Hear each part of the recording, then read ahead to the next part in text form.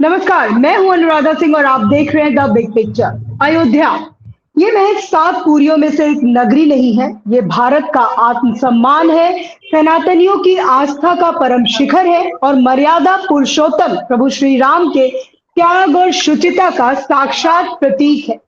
त्रेता युग में जिस अयोध्या ने पता है। भगवान का वनवास देखा, आधुनिक इतिहास में उसी अयोध्या ने 5 सदियों का लंबा और कड़ा संघर्ष देखा। पीढ़ियां खप गई, कार सेवकों ने अपना लहू दिया और देश के कोने कोने में बैठे एक एक राम भक्त ने अपनी गाढ़ी कमाई का एक एक रुपया श्रद्धा से अर्पित किया। तब जाकर इस भव्य राम मंदिर की नींव तैयार हुई। जिस मंदिर की शुरुआत को पूरे विश्व ने एक नए युग के उदय की तरह देखा था, आज वही अयोध्या भीतर ही भीतर लहूलुहान और ठगी हुई महसूस कर रही है। पीड़ा इस बात की है कि जिस पावन नगरी के नाम पर मर्यादा सीखी जाती है, आज उसी के मंदिर के दान और चढ़ावे में चोरी और हेरफेर के बदनुमा आरोप लग रहे हैं। बात सिर्फ आरोपों तक नहीं रुकी। राम मंदिर ट्रस्ट के चंपत राय ने इस पूरे के पूरा ये जो विवाद है उसे पल्ला झाड़कर खुद को अलग कर लिया है और विश्व हिंदू परिषद वीएचपी ने भी चंपत राय से पूरी तरह किनारा कर लिया है। तो सवाल ये उठता है कि क्या सदियों के संघर्ष से अर्जित इस पावन धाम की साख को सत्ता और सिंडिकेट के खेल में दांव पर लगा दिया गया है? क्या ये लड़ाई वाकई सिर्फ कुछ रुपयों के भ्रष्टाचार की है या फिर अयोध्या पर अपना एकाधिकार जमाने की उस अंदरूनी जंग का हिस्सा है जिसमें दिल्ली और लखनऊ के सियासी खेमे आमने सामने खड़े हैं? इन्हीं तीखे और बुनियादी सवालों पर सीधे अयोध्या की माटी के नजरिए से बात करने के लिए आज हमारे साथ एक बेहद खास और जिम्मेदार मेहमान मौजूद हैं। हमारे साथ जुड़े हुए हैं अयोध्या के इतिहास और वहां की नब्ज को करीब से जानने वाले वरिष्ठ पत्रकार इंदु भूषण जी, और कुछ ही देर में हमें ज्वाइन करेंगे उत्तर प्रदेश कांग्रेस के प्रवक्ता अंशु अवस्थी जी। सर, स्वागत है आपका द पब्लिक इंडिया पर। धन्यवाद धन्यवाद। इंदु भूषण जी, आंदोलन के शुरुआती दिनों के संघर्ष से लेकर आज मंदिर के शिखर बनने तक आपने अयोध्या के हर आंसू और हर उल्लास को देखा है। जिस अयोध्या के नाम पर देश भावुक हो जाता है, आज जब वहां चढ़ावे में हेरफेर की बात आती है, चंपत राय पल्ला झाड़ते हैं और बीएचपी अलग खड़ी हो जाती है, तो वहां का आम नागरिक जो है, वहां के संत और सदियों से राम राम रटने वाली वो बूढ़ी आंखें खुद को कितना आहत और ठगा हुआ महसूस कर रही है। अयोध्या की अंतरात्मा इस वक्त क्या कह रही है? जी देखिए, राम मंदिर आंदोलन से लेकर के फैसला आने और अब मंदिर निर्माण पूर्ण होने तक अयोध्या ही गवाह है। अयोध्या ही वो भूमि है जहां ये सब चला। राम मंदिर आंदोलन जो 3 दशक चला, यह भाजपा के सत्ता हासिल करने की सीढ़ी के तौर पर इस्तेमाल हुआ। सत्ता मिल भी गई। अब जब राम मंदिर बन गया तो पूरी दुनिया में एक ये गया कि राम मंदिर अयोध्या में बन गया और एक नाम हुआ। लेकिन अब ये पता चला कि यह धन अर्जित करने का उन लोगों के लिए, जिन लोगों ने ये आंदोलन चलाए, उन लोगों ने इसको धन अर्जित करने का एक केंद्र बना लिया। या हम यूं कहें कि ये जो चढ़ावा चोर हैं या चढ़ावा चोर गिरोह हैं, इनको ये लगता है कि ईश्वर नाम की कोई चीज नहीं है, तबे चोरी की है। अयोध्या आज ठगी,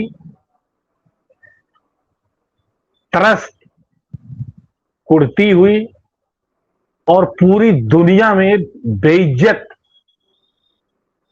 एक बेइज्जत अयोध्या की छप गई है।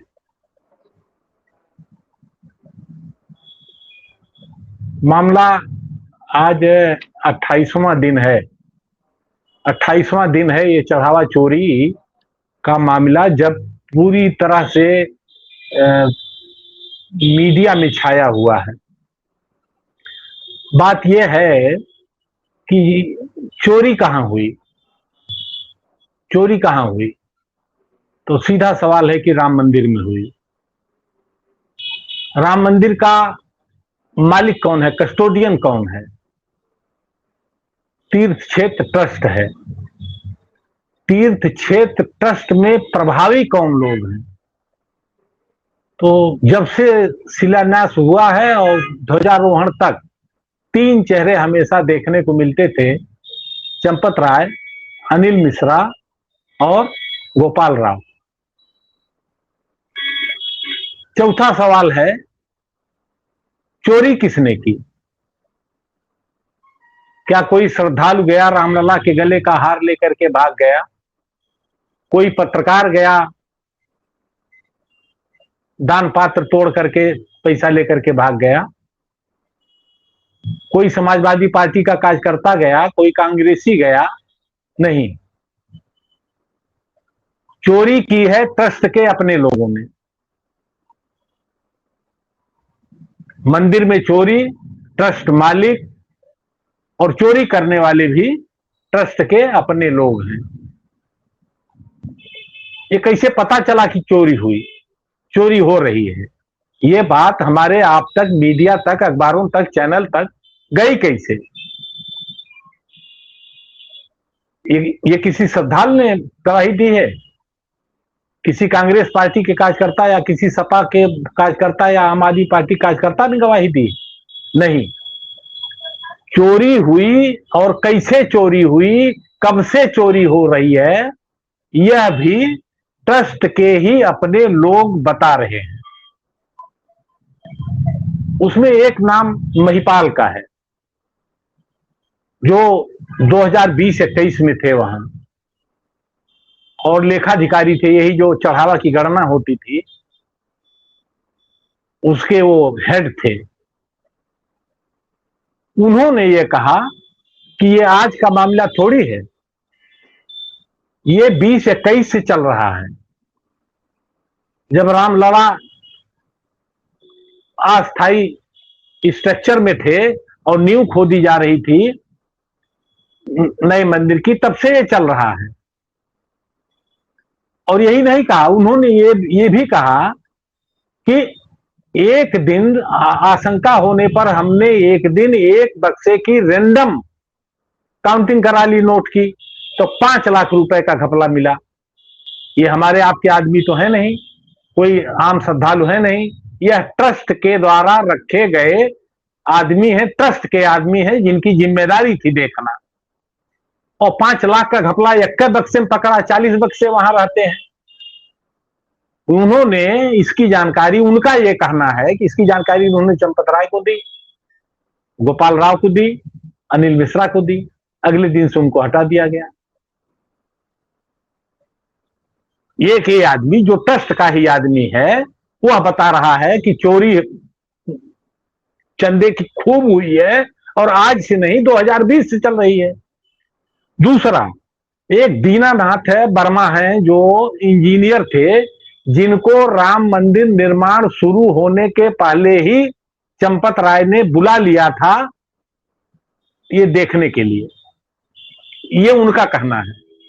वो आए, उन्होंने काम शुरू किया। कुछ निर्माण कार्य कार्यालय और कार्यालय का करने के लिए कुछ ठेकेदारों से एग्रीमेंट हुआ, वह काम हुआ। और जब ठेकेदार ने बिल दिया और एग्रीमेंट पर चंपत राय की सिग्नेचर है, उनका यह कहना है। वो भी ट्रस्ट के आदमी है, आरएसएस के आदमी है, विश्व हिंदू परिषद के आदमी है, रिटायर्ड पर्सन है। चंपत राय का उस पर एग्रीमेंट हुआ था कि ये अमुक काम मान लीजिए 10 रुपए में हुआ है, तो उसने 14 रुपए का बिल दे दिया काम हो जाने पर। तो इंजीनियर ने ये कहा कि ये क्या अनुबंध हुआ है, कॉन्ट्रैक्ट हुआ है हमारा 10 रुपए का और तुम 14 रुपए का बिल दे रहे हो। तो उसका ये कहना है कि उस ठेकेदार ने ये बताया कि हमको 40% एडवांस दे देना पड़ता है। तो हम अपने घर से थोड़ी देंगे। इसी तरह से उसने बताया जब नींव खोदी जा रही थी मिट्टी में, मिट्टी ढोने के लिए ट्राली लगाई गई, ट्राली का भी पेमेंट किया गया है और मास्टर रोल से भी डबल पेमेंट दिखा दिया गया। ये भी हम आप नहीं कह रहे हैं, ये भी कोई अखबार खुलासा नहीं कर रहा है। जो 8 पकड़े गए हैं, जो जेल भेजे गए हैं और जिनके पास से कहा जा रहा है कि रुपया बरामद हो गया, अमुक बरामद हो गया, अमुक बरामद हो गया, ये कौन लोग हैं? ये सब ट्रस्ट के तो लोग हैं, ट्रस्ट के ही द्वारा रखे गए हैं। सब आरएसएस के लोग हैं, सब भाजपा के लोग हैं। तो आप बताइए, डकैत इनके इनके ट्रस्ट के सदस्य हैं, निर्माण कार्य के प्रभारी हैं, मंदिर निर्माण कार्य के। उनका नाम है निपेंद्र मिश्रा, जो हर 15 दिन में आते हैं, यहां 2 दिन देखते हैं, मीटिंग करते हैं, समीक्षा करते हैं, रिपोर्ट बनाते हैं, ले जाकर के पीएमओ को देते हैं। उनका ये कहना है कि ये चोरी नहीं है, ये महाडकैती है। तो आप पूछिए निपेंद्र मिश्रा से, जनता पूछ रही है निपेंद्र मिश्रा से, तो ये बताओ महाडकैत कौन है? और ये महाडकैती पड़ रही थी तो आप क्या करने आते थे यहां? पखवाड़े में 2 दिन आप यहीं रहते थे, आप क्या करने आते थे? तो एक है अच्छा, एसआईटी जांच कर रही है। आज की स्थिति यह है, आपने पूछा कि क्या सोच रही है, क्या समझ रही है अयोध्या। एसआईटी जांच ने अब तक जो किया है उस पर अब किसी को भरोसा नहीं है कि वह न्याय करेगी और सही रिपोर्ट देगी और असली दोषियों को सामने लाएगी। ट्रस्ट पर 0% भरोसा अब किसी का नहीं है। आप बताइए, अब तो ये नहीं कहना है लेकिन नहीं, वहां लूट नहीं हो रही थी, अब तो इन्हीं की एफआईआर कह रही है। एसआईटी कहां से आई? जैसा मैं कह रहा हूं कि राम मंदिर में चोरी, ट्रस्ट मालिक, ट्रस्ट के ही लोग चोर, और ट्रस्ट ही तय कर रहा है कि इस चोरी की जांच कौन करे। ट्रस्ट ने ही सरकार से कहा कि इसकी एसआईटी बना के जांच कर लीजिए। मतलब अजीब तमाशा है। और सरकार ने एसआईटी बना दी इनके अनुरोध पर। एसआईटी ने रिपोर्ट किसको दी? एसआईटी की रिपोर्ट पब्लिक नहीं है, एसआईटी ने रिपोर्ट दी ट्रस्ट के एक सदस्य को, अहम सदस्य को, और उस अहम सदस्य ने एक निर्देश दे दिया तो ट्रस्ट के एक दूसरे सदस्य ने 8 लोगों पर एफआईआर दर्ज करा दी। और जिन 8 लोगों पर एफआईआर दर्ज कराई गई है, एफआईआर आप पढ़िएगा तो उन 8 लोगों के पिता का नाम लिखा है अज्ञात, एड्रेस पता लिखा है अज्ञात। अजीब तमाशा है, यह अजीब तमाशा है। एसआईटी ने इन 8 लोगों के बारे में जांच क्या की? जब बाप का नाम नहीं पता कर पाई, इनका एड्रेस नहीं पता कर पाई, और ट्रस्ट इन 8 लोगों को किस बिना पर रखे था? ट्रस्ट रखे रहा हो या बैंक जिनसे अनुबंध था ट्रस्ट का, बैंक ने रखा रहा हो, लेकिन वो काम तो ट्रस्ट का ही कर रहे थे, तो किस बिना पर रखे था? कौन सी छानबीन की थी कि बाप का नाम नहीं पता, एड्रेस नहीं पता? तो ये बिल्कुल तमाशा है। और आज की स्थिति यह है कि अयोध्या जैसा मैंने कहा, एक बेइज्जत अयोध्या, एक जलील अयोध्या की छवि पूरे दुनिया में गई है। और ये दुख की बात है कि हम आप डिबेट कर रहे हैं चढ़ावा चोरी पर, वो भी राम मंदिर में चढ़ावा चोरी पर। आज की ताजा स्थिति यह है कि अब कहा जा रहा है कि चंपत राय ने और अनिल मिश्रा ने त्यागपत्र दे दिया है। आपने भी कहा अपनी भूमिका में। हम ये कहते हैं एक पत्रकार के तौर पर, जो हमारी समझ है, कि चंपत राय अनिल मिश्रा ने कोई त्याग पत्र नहीं दिया है। और अगर हालांकि छपा है, सारे अखबारों में लीड खबर छपी है कि त्याग पत्र दे दिया। भाई त्याग पत्र दिया होगा तो कोई तारीख रही होगी ना कि आप उस तारीख को दिया। कोई बताओ हमसे किस तारीख को दिया। त्याग पत्र दिया होगा तो किसी को संबोधित रहा होगा ना। कोई बताओ हमको त्याग पत्र किसको दिया है। त्याग पत्र दिया होगा तो कोई काज उसमें मेंशन होगा। किन कारणों से त्याग पत्र, किन कारणों से दिया, कोई बतावे हमसे। जो खबर छापे हैं, जो चलाए रहे हैं, जो कह रहे हैं त्याग पत्र दिया, तो बतावे हमसे कि उसमें क्या लिखा है, क्यों दिया। अच्छा, फिर त्याग पत्र दिया तो हम मान लेते हैं कि उनको दे दिया कोषाध्यक्ष को, उन्होंने ही एक विज्ञप्ति जारी की बिना हस्ताक्षर के, कोषाध्यक्ष को दिया। तो उस त्याग पत्र पर नोटिंग किसने लगाई कि यह ट्रस्ट की अगली बैठक में विचारार्थ पेश किया जाए, बतावे कोई। तो ये सब नौटंकी है। और ये मैं इसलिए कह रहा हूं कि इस समय एक वो चल रहा है, सोशल मीडिया पर एक मुहिम चल रही है।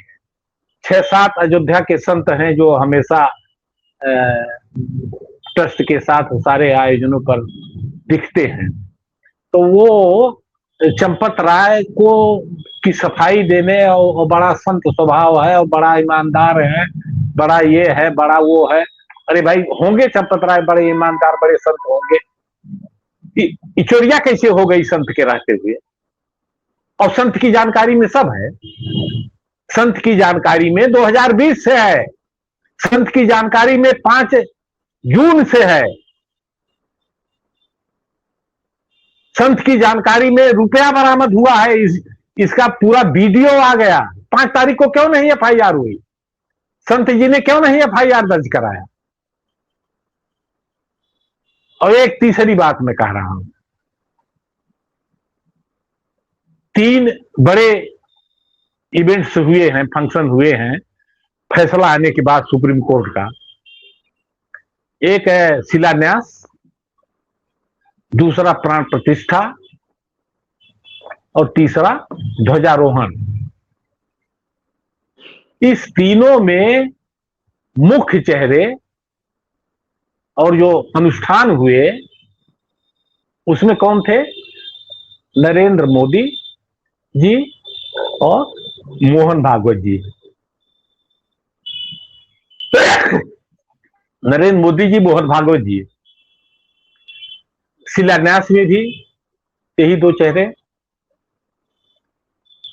प्राण प्रतिष्ठा में भी यही 2 चेहरे, और ध्वजारोहण में भी यही 2 चेहरे। बाकी उत्तर प्रदेश की महामहिम राज्यपाल और मुख्यमंत्री जी, इनको तो रहना था, ये प्रोटोकॉल में इनको रहना था। ताजुब ये है और दुख ये है, लोग हैरत में हैं कि इन दोनों लोगों का अब तक कोई बयान नहीं आया है। एक भी बयान नहीं है, कहीं भी नहीं। आप बताइए, जो इशू राम मंदिर में दान चोरी, चढ़ावा चोरी, निर्माण कार्य में भ्रष्टाचार, इससे बड़ा आर्थिक भ्रष्टाचार इस देश में अब तक, आजाद भारत में अब तक कोई नहीं हुआ है। भाजपा की भाषा में अगर हम कहें तो डकैती तो छोड़िए, महापाप है। अगर हम उन्हीं की भाषा में कहें तो महापाप है। फिर भगवान राम के मंदिर से महापाप तो हमारे आपके लिए है। महापाप हमारे आपके लिए है, हम आप ये करेंगे नहीं। लेकिन जिन्होंने किया है, ये उनके लिए महापाप नहीं है, उनका ये बिजनेस है। एग्जैक्ट, उनका ये बिजनेस है। महापाप होता तो क्यों करते? और बताने की जरूरत है? महापाप होता तो क्यों करते? चंपत राय मान लीजिए त्यागपत्र दिए हैं, तो आज क्यों त्यागपत्र दिए? 5 तारीख को बरामद हो गया था रुपया, 5 तारीख को क्यों नहीं एफआईआर दर्ज कराए? तो ये जो इनके आचरण है, इनका व्यवहार है। अच्छा, और भाजपा को और संघ वालों को जैसे लकवा मार गया है, पूरे शरीर में नहीं, शरीर बचा हुआ है, खाली जीभ में लकवा मार गया है, गोलियां नहीं किसी की निकल रही है। भाजपा का एक आदमी रजनीश सिंह यहां है,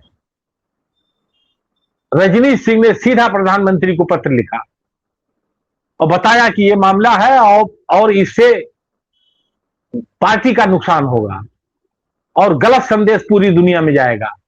और साथ ही मांग उन्होंने किया कि इस ट्रस्ट को भंग कर दीजिए, यह ट्रस्ट लोगों का विश्वास खो चुका है। एक आदमी केवल भाजपा का, बाकी भाजपा तुम जब नींव खोदी जाएगी तो नींव की वो मिट्टी बांटोगे घर घर, प्राण प्रतिष्ठा होगी तो अक्षत बांटोगे, समर्पण घर घर वसूलने चले जाओगे, और राम मंदिर लूट लिया गया, अब तो तुम चुप्पी साध गए।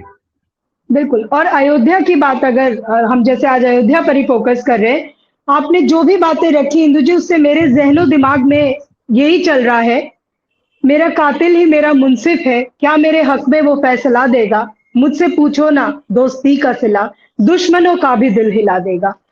मैं यहाँ आपसे और एक बात जी इसी पर एक शेर हम भी, ये डॉक्टर राहत इंदौरी का है, अपील भी तुम, दलील भी तुम, गवाह भी तुम, वकील भी तुम, जिसे भी चाहो हलाल कर दो, जिसे भी चाहो हराम कर दो।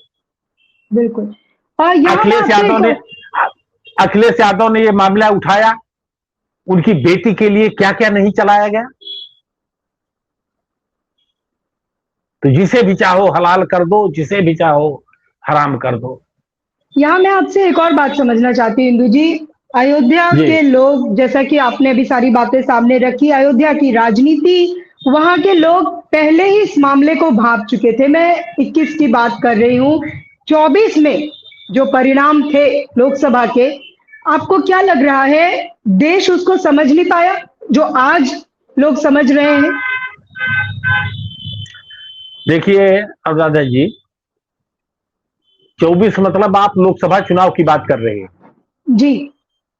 लोकसभा चुनाव, प्राण प्रतिष्ठा जब हुई तो एक नारा आपने सुना होगा, जो राम को लाए हैं हम उनको लाएंगे। ये नारा दिया गया था 2024 के चुनाव के लिए, और उस समय दिया गया था जब नरेंद्र मोदी यहां प्राण प्रतिष्ठा में आए थे। प्राण प्रतिष्ठा अधूरे मंदिर की कर दी गई, सारे शंकराचार्यों ने इसका विरोध किया और कोई नहीं इसमें शामिल हुआ, कोई नहीं शामिल हुआ है। कायदे से प्राण प्रतिष्ठा तो अब होनी चाहिए थी जब ध्वज फहराया गया, जब शिखर कंप्लीट हुआ, तो इन्होंने ये नारा दिया कि जो राम को लाए हैं हम उनको लाएंगे, और चुनाव में कूद गए। एक तस्वीर उस समय वायरल हुई, इसी आरएसएस विश्व हिंदू परिषद और ट्रस्ट ने ही बनाया, इनके आईटी सेल से वायरल हुई कि नरेंद्र मोदी जी, लंबी तस्वीर है, और भगवान राम की छोटी तस्वीर है, बालक हैं, और उनकी अंगुली पकड़ करके मंदिर में ले जा रहे हैं। ये इसी नारे को पुष्ट करने के लिए, जो राम को लाए हैं ये राम को ला रहे हैं मोदी जी, ये पोस्टर रिलीज किया गया था। चुनाव हुआ, चुनाव में समाजवादी पार्टी ने यहां एक दलित कैंडिडेट को, सामान्य सीट पर दलित कैंडिडेट को उतार दिया, अवधेश प्रसाद को। एक तरफ इनका नारा था जो राम को लाए हैं हम उनको लाएंगे, तो अवधेश प्रसाद ने और समाजवादी पार्टी ने नारा दे दिया, मथुरा न काशी अब की अवधेश पासी। और बुरी तरह से भाजपा अयोध्या में हार गई। खाली अयोध्या में नहीं हारी, अयोध्या के चारों तरफ हार गई, और इतनी बुरी तरह से हार गई कि उत्तर प्रदेश में समाजवादी पार्टी नंबर 1 की हो गई। भाजपा को समाजवादी पार्टी से कम सीट मिली और सबसे ज्यादा जो डेंट लगा वह इसी अयोध्या के चारों तरफ लगा। बाराबंकी, रायबरेली, अमेठी, सुल्तानपुर, प्रतापगढ़, इधर अंबेडकर नगर, आजमगढ़, मऊ, बस्ती, देवरिया, बहराइच, श्रावस्ती चौतरफा लौट गए। सबसे ज्यादा डेंट अगर लगा है तो राम मंदिर और अयोध्या के इसी चारों तरफ के इलाके में लगा है। अब 27 का चुनाव है। 27 में कौन सा नारा देकर के लाएंगे? 27 में अब तो लूट लिया गया राम मंदिर। जहां राम को लाए थे राम जी लूट लिए गए हैं, तो कौन सा नारा देंगे? अब नया नारा दे रहे हैं कि चलिए मथुरा वहां भी खोला जाए चंदा लूट की फैक्ट्री, चढ़ावा लूट की फैक्ट्री।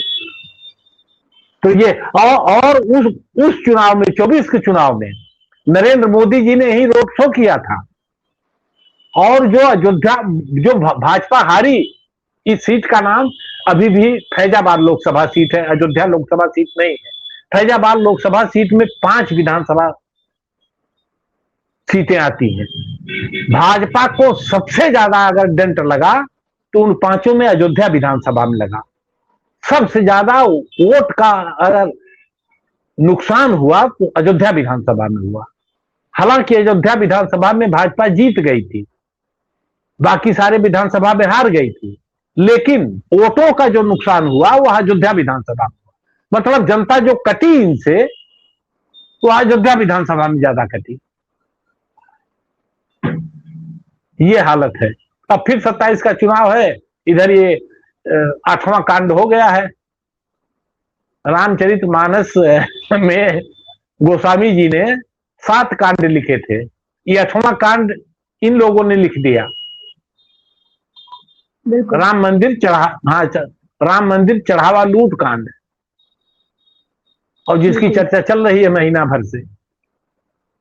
बहुत ही दुर्भाग्यपूर्ण है इंदु जी, जिस राम नाम का सहारा लेकर ये लोग सत्ता के शीर्ष पर पहुंचे उन तक को नहीं छोड़ा, उन्हें भी ठग लिया।